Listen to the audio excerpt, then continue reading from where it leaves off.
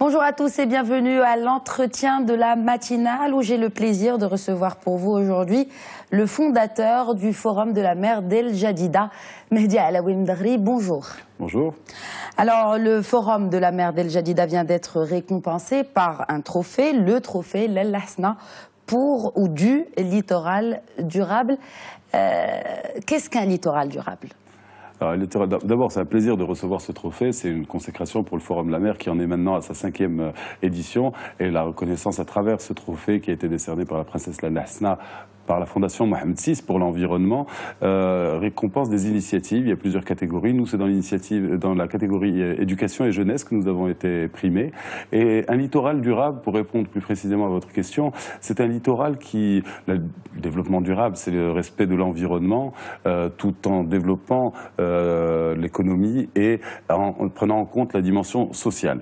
Donc un littoral durable, c'est un littoral qui permet aux différentes parties prenantes qui évoluent sur ce littoral-là d'opérer. Il y a des gens qui aménagent le littoral, il y a des gens qui viennent faire du tourisme sur le littoral, d'autres qui pêchent, et il faut le faire de façon durable. C'est-à-dire, pour revenir à la définition de base de développement durable, c'est satisfaire ses besoins sans compromettre la capacité des générations futures à satisfaire les leurs. Donc c'est un peu cela le littoral durable. Alors pour revenir à cette 5e édition du Forum de la mer d'El Jadida, le programme expert, en tout cas avec la présence d'experts et donc des ateliers en présence de chercheurs et d'experts dans le monde de la mer, océanographique, également écologique. Ce monde-là sera dissocié, en tout cas ce programme-là sera dissocié cette année du programme grand public, c'est-à-dire ? Je préfère élargi à la terminologie dissociée. On sait que l'uniformité réduit et la diversité élargie. L'idée, c'était, nous faisons les ateliers, les conférences du forum depuis 4 ans à l'hôtel Pullman à la sortie d'El Jadida. Cette année, nous avons décidé de faire les ateliers le matin à l'hôtel Pullman avec les experts, les professionnels, des ateliers à dimension plus technique ou des discussions de gens qui connaissent les thématiques viennent travailler sur des sujets pour faire des recommandations, des propositions, parce que c'est un peu ça le Forum de la mer, c'est une plateforme de réflexion, d'échange, de débat, en vue de faire des propositions pour des solutions concrètes pour le développement durable du littoral. Maintenant, l'après-midi, nous allons être au Théâtre Afifi, et au Théâtre Afifi au centre de la ville d'El Jadida, dans l'idée d'ouvrir au plus grand public les activités du Forum. Il y aura des diffusions de films avec les réalisateurs, des conférences sur des thématiques qui sont plus perceptibles et qui sont plus faciles d'accès. Il y aura un concours qui s'appelle le SILAB, c'est un concours de la mer, laboratoire de la mer. Cette année, ça va être dédié à ma thèse en 180 secondes. Donc des étudiants-chercheurs vont expliquer en 180 secondes ce sur quoi ils ont travaillé peut-être pendant 180 mois. Et donc l'idée est de synthétiser leurs réflexions en donnant vraiment la substance de leur thèse et la rendre accessible au public. Et c'était dans cette logique d'ouverture au plus grand public que nous avons décidé de faire les ateliers à l'hôtel Pullman, les activités et les conférences au Théâtre Afifi, tout en conservant bien entendu au club nautique d'El Jadida, comme sur la plage, des activités ludo-éducatives, des activités de sensibilisation et de découverte de l'environnement marin qui sont à destination des enfants et notamment les plus défavorisés d'entre eux. Alors justement, les enfants ont une importance majeure dans ce Forum de la mer. Est-ce que aujourd'hui vous pensez que l'éducation qui est faite à ces enfants n'est pas très focalisée sur la préservation de la mer? En témoigne l'état de nos plages à la fin de chaque saison estivale avec une pollution visible et même olfactivement. Oui, on le dit souvent que la mer n'est pas un don de nos parents, mais un prêt de nos enfants. Il en est de même pour la terre et pour la mer. Et donc l'idée, c'est vraiment de toucher les plus jeunes pour leur faire connaître l'environnement marin, les amener à l'aimer pour avoir envie de le protéger. C'est un processus naturel qui doit se faire avec les plus jeunes, et c'est un enfant qui a fait sa première sortie en mer à 7-8 ans va avoir tendance à respecter cet environnement-là, va avoir tendance à respecter les plages, à participer à des opérations de nettoyage avec plaisir, à participer à des activités ludo-éducatives, à découvrir l'environnement marin, à se l'approprier pour avoir envie de le protéger. Parce que l'appropriation de l'espace public et de l'environnement est la première étape pour une meilleure protection. Alors, justement, puisque vous parlez d'appropriation. La mer, aujourd'hui, au Maroc, a-t-elle ses droits? Alors, on avait travaillé là-dessus. Les Marocains sont propriétaires mériens et ils ne le savent pas. C'est-à-dire que nous avons 3500 km de côte. De plus en plus, maintenant, nous le savons. Nous avons 200 miles aujourd'hui de zones exclusives économiques et peut-être bientôt, parce que c'est une thématique que nous aborderons qui est essentielle, c'est l'extension du plateau continental pour passer à 350 miles et donc avoir plus d'espace maritime. C'est une zone de souveraineté qui est importante. Donc les Marocains sont propriétaires mériens, heureusement dans l'indivision et collectivement, et ils sont propriétaires de cet espace. Il est temps que nous nous rendions compte que c'est une richesse. Et c'est la thématique du forum cette année. La mer, notre richesse. Le potentiel de l'économie bleue est fondamental. Nous allons travailler sur la croissance bleue et l'économie bleue sous différents angles. Une économie bleue responsable, une économie bleue concertée, il y a un besoin de concertation fondamentale, une économie bleue innovante et une économie bleue inclusive. Et l'idée, c'est que sur ces différents angles sous lesquels nous avons abordé l'économie bleue, c'est de se rendre compte et d'amener les gens à prendre conscience de cette immense richesse qu'est la mer. Il y a des découvertes à faire sous les océans. On connaît mieux la Lune que les grands fonds marins. Il y a des molécules qui n'ont pas encore été découvertes. Il y a des recherches qui doivent se faire sur l'environnement marin qui vont nous permettre de faire de grandes avancées aussi bien scientifiques qu'économiques. Et puis, bien entendu, il y a le secteur de la pêche qui est un secteur très important. Le ministère de la Pêche sera partenaire de cette édition du Forum de la mer. Nous allons travailler sur cette exploitation du stock halieutique, des ressources halieutiques, dans une logique de durabilité. Il y a l'initiative Ceinture Bleue, la Ceinture Bleue qui sera présentée. Son principe, il y a 3 grands axes. C'est l'observation, le principe de l'utilisateur observateur, c'est-à-dire les pêcheurs vont pouvoir donner de l'information, les gens qui font de la plaisance également vont donner de l'information qui sera consolidée et cette utilisation, observation est importante. Il y a la pêche durable et également l'aquaculture durable, qui seront des thématiques qui seront abordées sur le forum. Donc il y a un potentiel économique. Les 3 grands secteurs, ce sont le transport maritime, le tourisme et la pêche. C'est des secteurs qui ont un poids économique très important et qui se déroulent tous en zone littorale. Et c'est qu'il y a un besoin énorme de concertation entre les différents départements ministériels, mais aussi entre les différentes parties prenantes, les eaux et forêts, le domaine public maritime, la société civile, les communes, les provinces et les régions.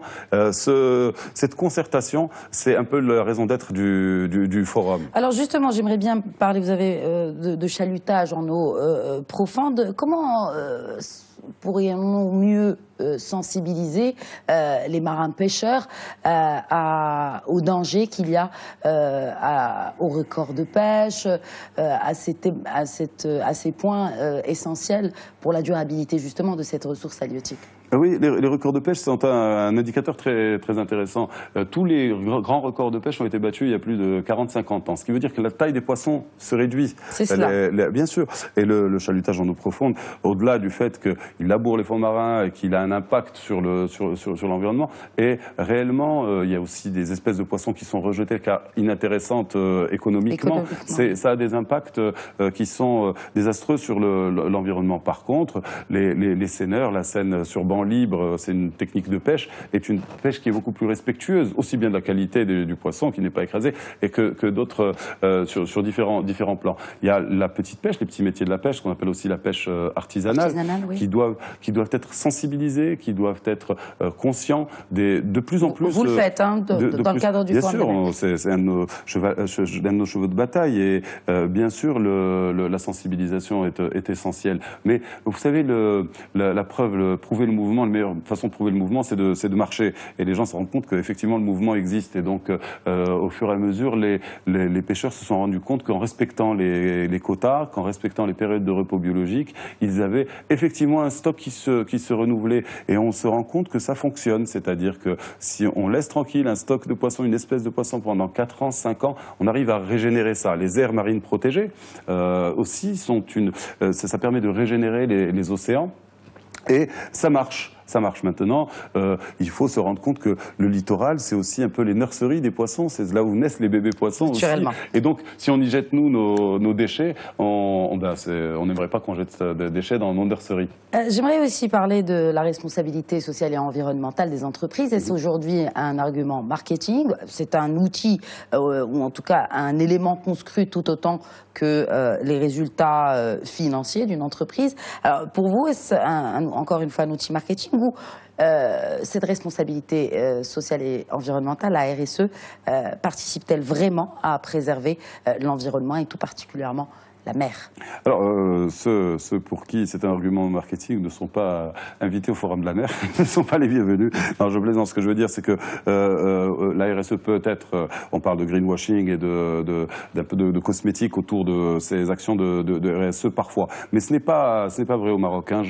On a travaillé sur le label RSE de la CGEM, on travaille avec des entreprises qui ont obtenu ce label-là. Il y a des actions réelles, efficaces, concrètes qui sont faites. Et c'est la responsabilité sociétale des entreprises, c'est-à-dire sociale étant uniquement interne et en direction de leurs employés, sociétale étant la prise en compte de l'ensemble des parties prenantes de la société et leurs fournisseurs aussi bien que leurs partenaires, que l'environnement dans lequel elles évoluent. Et oui, une politique RSE efficace, bien comprise, bien intégrée et qui rentre dans l'ADN d'une entreprise peut modifier ses comportements et la perception de l'entreprise par les autres parties prenantes, augmenter sa valeur. Et oui, ça fait partie du capital immatériel et ça fera de plus en plus partie, parce qu'on peut de moins en moins faire n'importe quoi en termes de responsabilité sociétale dans le monde dans lequel nous évoluons. Un dernier petit point, vous avez été labellisé label COP 22, j'ai eu l'occasion de vous y croiser d'ailleurs. Vos attentes d'un tel événement ont-elles été satisfaites? Bien sûr, c'était une formidable occasion de se rencontrer après la COP 21 où on a commencé à évoquer les océans à Paris avec des gens qui sont nos partenaires comme la plateforme Océan et Climat qui ont vraiment poussé à ce qu'on parle des océans à la COP 21. Il y a eu dans la continuité beaucoup de choses qui ont été faites pendant la COP 22. C'était pour nous l'occasion de rencontrer et de tisser des réseaux internationaux qui sont essentiels pour pouvoir développer, échanger des bonnes pratiques, se rencontrer et travailler tous ensemble dans l'objectif de préserver les océans. L'ODD 14, c'est les objectifs des Nations Unies, est dédié aux océans. Il y a une rencontre qui va se faire à l'ONU début juin pour suivre l'application de l'accord de Paris en matière de développement durable et notamment de protection des océans. Donc, bien sûr, ce sont des... Et puis le Maroc a eu cette extraordinaire chance d'accueillir la COP22. C'était un très bel événement. Pour clôturer, donc bientôt peut-être un forum de la mer hors El Jadida ou vous resterez? Alors aujourd'hui, c'est le Forum de la mer d'El Jadida. Il y a un ancrage territorial fort. Et puis la région de Casablanca-Stade maintenant, qui englobe la province de Jadida, est une région qui présente 235 km de côte. Il y a un potentiel extraordinaire. Et ce potentiel économique, ce potentiel de croissance. Et puis, pour clôturer, franchement, je crois que cette richesse de cette région et il y a différents vecteurs avec lesquels on peut sensibiliser les gens et la population à la nécessité de préserver l'environnement. Il y a l'argument économique, mais il y a aussi l'art, il y a aussi le sport, il y a aussi d'autres vecteurs qui sont des supports pour diffuser ces idées qu'il est nécessaire de protéger notre environnement si nous souhaitons continuer à vivre sur une planète qui est belle et qui doit le rester.